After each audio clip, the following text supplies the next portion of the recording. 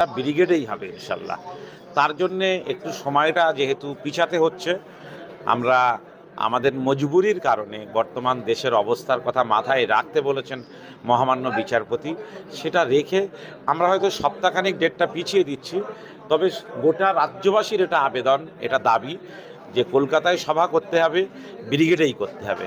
রাজনৈতিক দলগুলো যদি করতে পারে, দিদি যদি করতে পারেন, মোদি যদি করতে পারেন, তাহলে মুসলিম পার্সোনাল ল বোর্ডও ব্রিগেডে ইনশাল্লাহ সমাবেশ করতে পারবেন।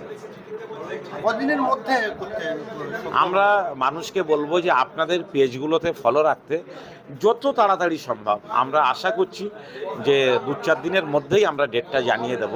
আমরা রাজ্যের মানুষকে, কর্মীদেরকে বিশেষ করে অনুরোধ করেছি যে তারা যেন কোনোভাবেই ওই গাড়ি ভাড়াগুলো ফেরত না নেন।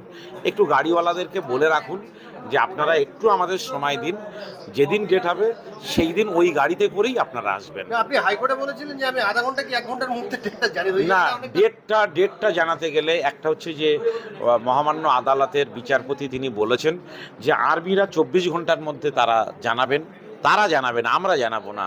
আর্মিরা অল ইন্ডিয়া মুসলিম পার্সোনাল ল বোর্ডকে জানাবে লিখিতভাবে যে কেন পারমিশন দেওয়া হয়নি, কেন অল ইন্ডিয়া মুসলিম পার্সোনাল ল বোর্ডের এই প্রোগ্রামে হ্যাম্পার করা হলো, তার জবাবদিহি আর্মিকে করতে হবে।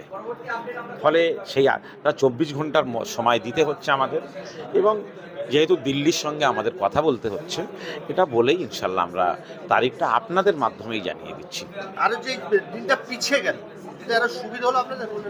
এটা যারা কাজ করতে তারা বলতে পারবেন যে এটা সুবিধে হলো না অসুবিধে হলো। আমি মনে করি যে অসুবিধা কিছু নিশ্চয়ই হবে আমার অনেক ভাইদের, আবার অনেক ভাইদের সুবিধাও হবে।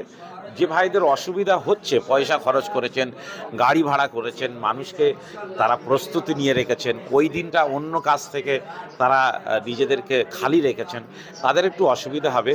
দিনের খাতিরে, ইসলামের খাতিরে, দুশ্মনদের জবাব দেওয়ার জন্যে তারা এই অসুবিধাটা একটু মেনে নেবেন। কত মানুষের জমায়েত হবে বলে আপনি মনে করেন? সর্বকালের সেরা ব্রিগেড যদি আগামী পরশু হতো, তাহলে সর্বকালের সেরা ব্রিগেড হবে এটা। স্বাধীনতার পরে এটা হবে ব্রিগেডে যত লোক এসেছিল সমস্ত রেকর্ডকে ভেঙে দিয়ে এবার সব থেকে বড় ব্রিগেড হবে ইনশাল্লাহ। সেটা ভার্চুয়াল মিটিংয়ের মাধ্যমে বসে শুধু দিল্লির কনসার্ন নেওয়া হবে, আর এখানে যে কনভেনার আছেন, বিভিন্ন মুসলিম সংগঠন আছেন, আমাদের পীর সাহেবরা আছেন, তাদের সঙ্গে আলোচনা করেই আমরা ডেটটা করব। বক্তব্য কারা কারা রাখতে পারেন সেটা সময় বলবে। সবার যে সময়টা কি, সেটাও আলোচনা করে জানানো হবে।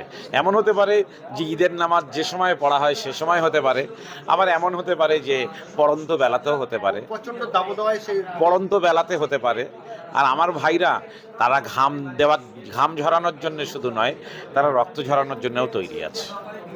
এই যে আপনাদের মেল করে জানানো হবে রাজনীতির তরফ থেকে, লিখিতভাবে জানানো হবে? লিখিতভাবে তারা অল ইন্ডিয়া মুসলিম পার্সোনাল ল বোর্ডকে জানাবেন, এবং সেটা আদালতকেও আমরা সাবমিট করব।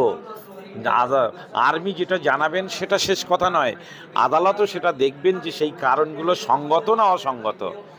এমনও যদি দেখা যায় যে অসঙ্গত কারণে তারা আমাদের এই প্রোগ্রামে হ্যাম্পার করেছে, আমরা তাহলে তাদের বিরুদ্ধে পুনরায় আলাদা করে আরেকটা মামলা দায়ের করবো ইনশাল্লাহ। এই যে আজকের কলকাতা হাইকোর্টে যেটা হয়েছে, আপনারা কি দিল্লির যে পার্সোনাল ল বোর্ডে যারা আমরা জানিয়েছি তারা আমাদের বাংলার মানুষের এই যে লড়াই, শেষ পর্যন্ত লড়াই, এটাকে তারা কুর্নিশ জানিয়েছেন, অভিনন্দন জানিয়েছেন, আমাদের জন্য দোয়া করছেন, বাংলার মানুষের জন্য দোয়া করছেন।